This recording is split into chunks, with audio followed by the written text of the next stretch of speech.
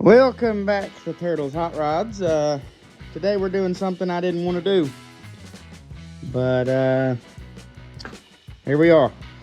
I got to pull the motor on the Volkswagen, and I know what you've heard. Volkswagen motor takes 10 minutes to pull. Well, no, it doesn't. All right, it'll take me about 3 hours to get it out, and that's if I do everything right the first time. But I have a major oil leak.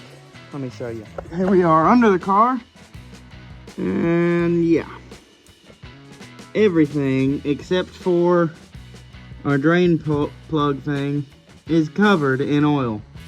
And it seems to be coming from that part of the engine. And if we look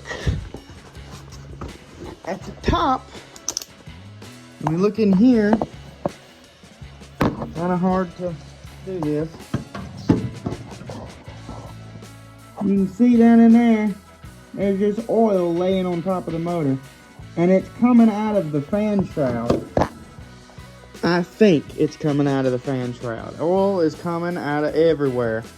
And my buddy, who knows a lot more about Volkswagens than I do, see all the oil coming out of the hole right there for the throttle cable?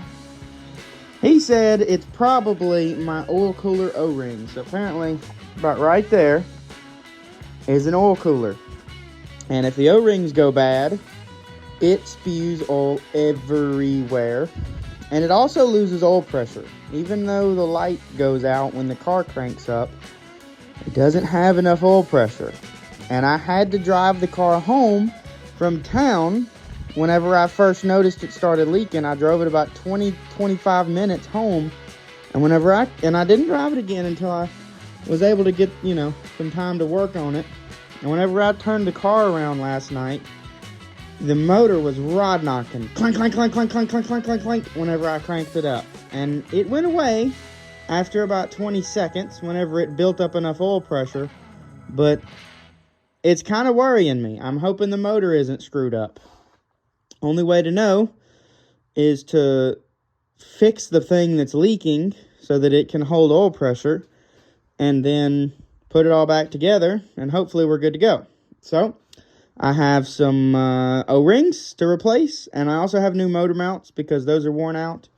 And the easiest way to change those O-rings, because you have to take the fan shroud off to get to it, is to just drop the motor out of the car and take the fan shroud off then. Anyway, I got a lot to do, so I'm going to get to it. I just took the motor out in 45 minutes.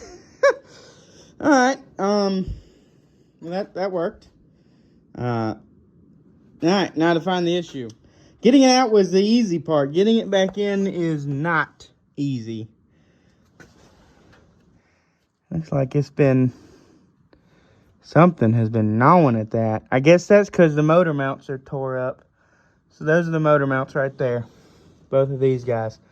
So I guess because this one's probably completely busted, it's hitting inside the hole of my transmission. So it was starting to tear up the transmission bell housing, which is grand.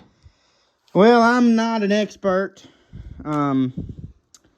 but I think that motor mount is no good. This is what they're supposed to look like. That ain't good. Well, I took the motor out to change the O-rings on the oil cooler. And when I had it sitting here, I noticed a nut was not tight on my exhaust stud. So I turned it, and it turned like one rotation with a wrench and then snapped off. So that's fun, and it won't come out with the little butane torch. It's time to get the big guns. Welder acquired. Let's go fix this thing. I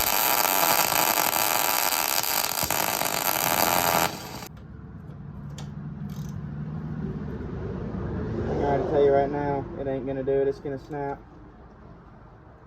There it is. Yeah, broke it right off.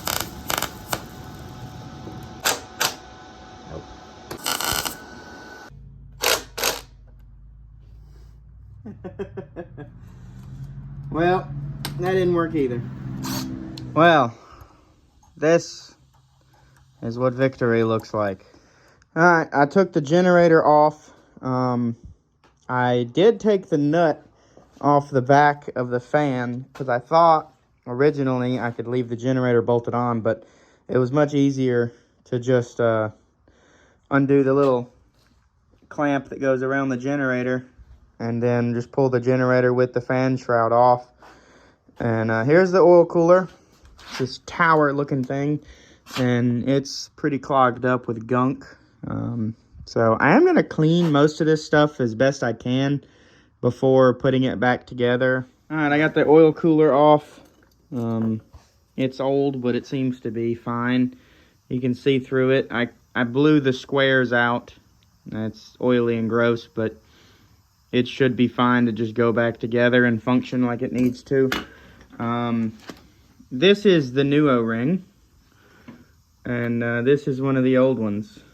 So you can see how much more compressed the original one is than the new one. You know, they're hard as a rock, and these new ones are nice and squishy. Alright, well, I got the motor all back together. Replaced those O-rings and put the fan shroud back on and hooked everything back up. So it's ready to go back in the car, but it's cold and I'm hungry and my fingers are hurting.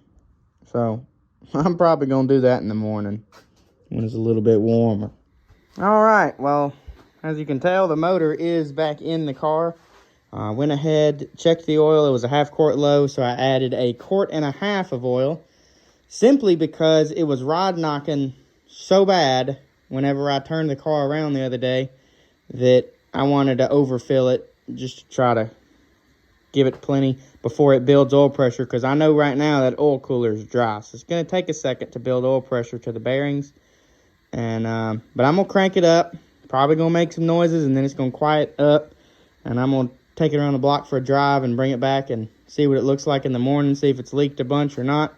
Hopefully it's fixed, and if it is, I'm going to give it a bath later because it's dirty.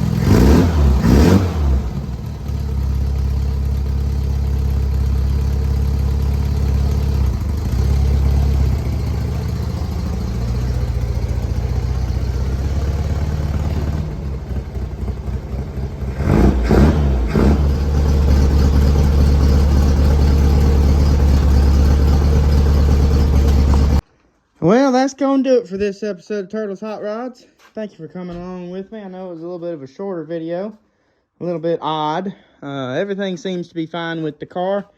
Everything seems to be all right with the motor. I believe our issue is resolved. The fan bolt was actually a little bit loose. The nut on it was a little loose, and I noticed it whenever I would turn, the fan would start making some racket. I got out and was messing with the fan shroud, thinking it was bent one way or the other, and that didn't help. So I brought it back to the house, and when I cut it off, I actually could hear the nut spinning loose. And so I went back there and felt of it, and it was loose as a goose, about to come off. So I got my ratchet out and was able to actually torque it down and tighten it up, and just took it around the block, and everything's quiet, and it runs good, and the motor mounts have made a huge difference. This feels like a different car now. I mean, those motor mounts that were in it were completely shot, and the new ones are perfect, so makes a lot of sense, but it drives a lot better than it used to. And it drove fine before, but it just feels more put together now. So I'm happy with it. If you enjoyed this video, subscribe, because I got a couple more toys, a couple videos in the works on them. I got clutches. I'm waiting on them to come in right now, and a whole bunch of other cool stuff I've been doing to this bike. And yeah. I'll see you in the next video, guys.